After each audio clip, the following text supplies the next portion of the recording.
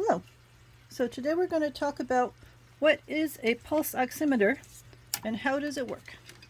We're going to have my cat tail in the middle of this because the cat is over here assisting, as is its wont. Alright, so here I have two pulse oximeters in the fingertip variety. So let's start with the basics. In your body, you have blood moving around and it's going to all the different cells in your body and it's carrying oxygen. So when you breathe in, your lungs fill with oxygen and the oxygen gets into the blood, and then the blood goes out to the body delivering that oxygen to all the cells because they need the oxygen to work, and then the blood picks up the carbon dioxide and takes it back out of your body. So the measure of your oxygen levels in your blood is part of a measure of how healthy you are. And if you have low oxygen levels, let's say under 94%, then it's a sign that you're not getting enough oxygen to the rest of your body. Maybe you're having some breathing problems, or maybe when you're sleeping, you're stopping breathing for short periods of time, or things like that. And for a number of different reasons, you're not getting enough oxygen into your blood, which is then not getting enough oxygen into your cells, and so on. And it used to be that they had to do invasive kinds of tests to figure out how much oxygen was in your blood system. But nowadays, they have these easy tests with pulse oximeters. And the way that those work is that they have a pair of lights inside them. So they shine this pair of lights down through your fingernails. It doesn't hurt at all. It's completely unfelt by the person. So one of these lights is a red LED, and it's a 660 nanometers. And the other one is infrared, and that's a 940 nanometers. And you don't feel them at all, but the way that they get hit by the oxygenated blood in your system is different. So the oxygenated blood will absorb the infrared light and let the red light go through it, and the deoxygenated blood will let the infrared light go through it and absorb the red light. So they act differently with the two lights, and between the two values, the system can tell, well, how much oxygenated blood do you have? So we'll turn this one on, and then this one just auto turns on. Give it a second to start up.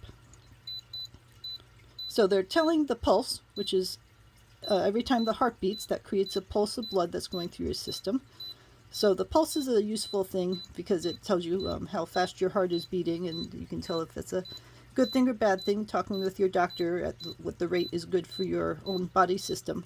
But the number that we're interested in the pulse oximeter is the 96 or 97 or 98. So it's pretty much never going to hit 100%. But most people end up in the 97 to 99 range. And if it gets down below 94, it might be a good time just to chat with the doctor and see what's normal for you in your body in your current situation. So it doesn't matter that it exactly matches, because there's always going to be a fluctuation, just like there's a fluctuation between the pulse numbers. Let's see if we can turn this a little so you can see it. There we go. So this one's reading 99, this one's reading 98. Now they're both reading 99. And for the pulse, this one happens to be 112, that one's 112, that one just went 111, that one just went 111.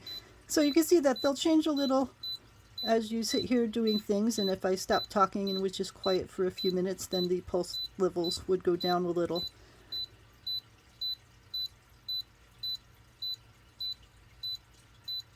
Yep, so it's down to 103.99, so the pulse is down once I relax down a bit.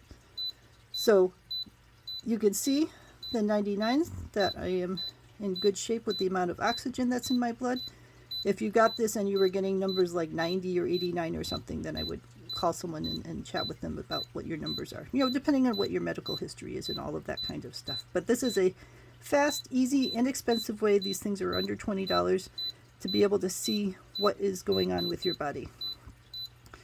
This one has an alert if your pulse goes too low.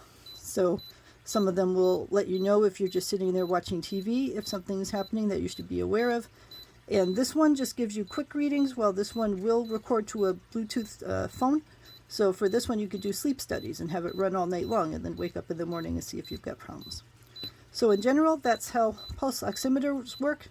Because they're going through your fingernail, if you have dark nail polish, or if your fingers get really cold, or if you have darker skin, some of the older models will have challenges with that because they're trying to see through black nail polish, for example.